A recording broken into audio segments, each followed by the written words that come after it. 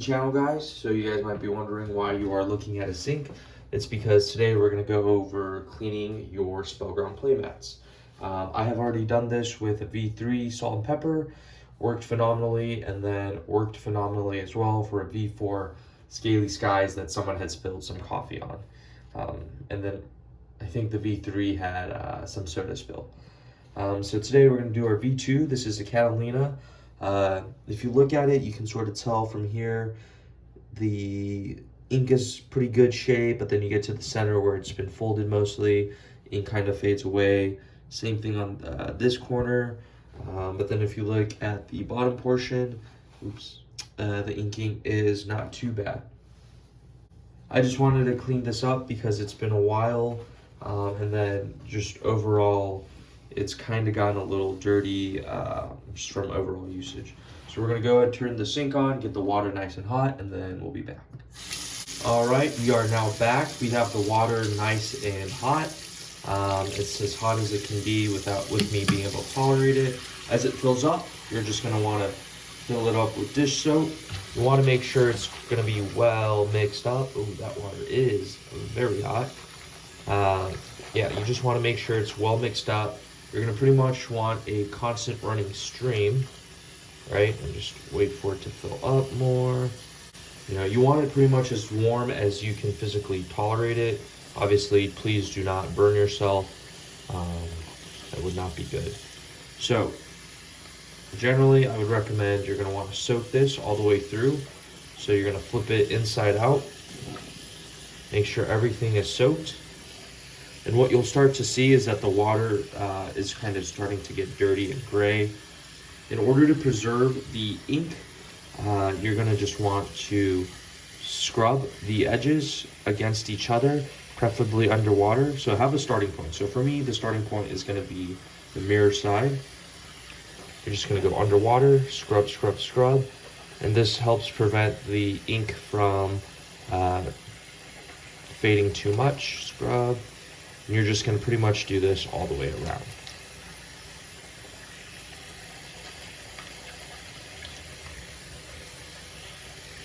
What you'll begin to notice, obviously I'm doing this a little quicker because I don't want to drag this on for you guys, is obviously the water is getting dirtier and dirtier. That's fine. But then there's the little, you can't see it on camera, but it's got that little hole where the water sort of escapes from to prevent overflow. Here you could go ahead and turn the water off, and you're just gonna continue to rub it through, right? And this is just helping clean it all up. You pretty much have to hand wash these.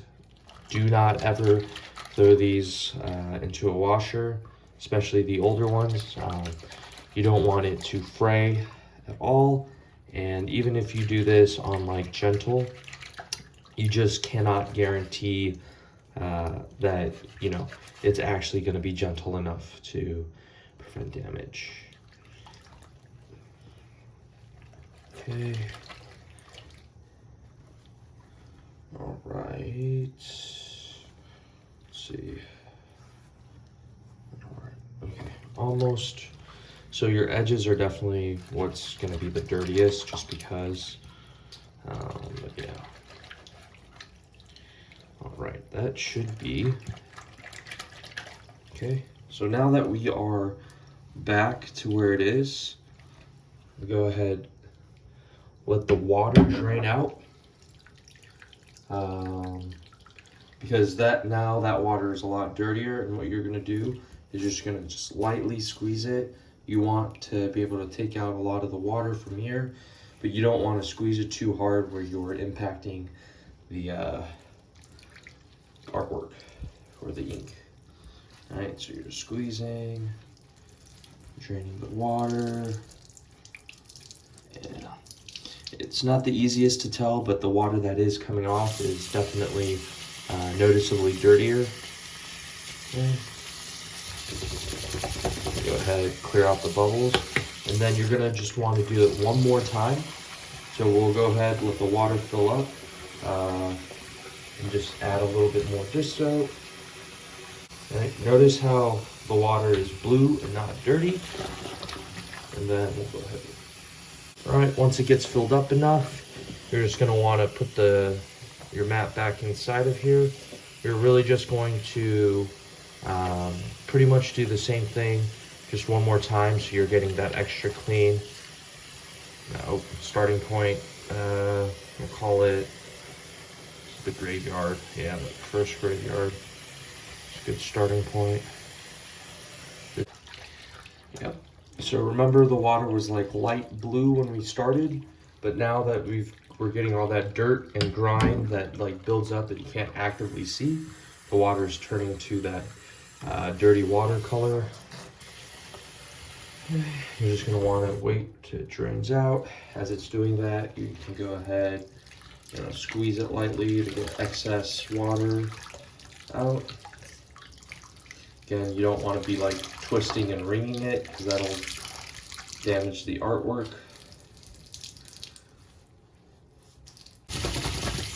All right, so for the final rinse, what we're gonna do is we're just gonna get that warm water and have it run through it, because you don't want to have any like soapy residue. So just let it absorb all that water up. Yep. And then just gonna lift it up from a corner and just squeeze the water out, avoiding it from getting back on top of itself and reabsorbing it. Okay, I'm just gonna do it one more time, because the last thing you want to do is clean it up and then pretty much have that dirty water get back into it. All right, so our mat is soaking wet, but it is significantly cleaner.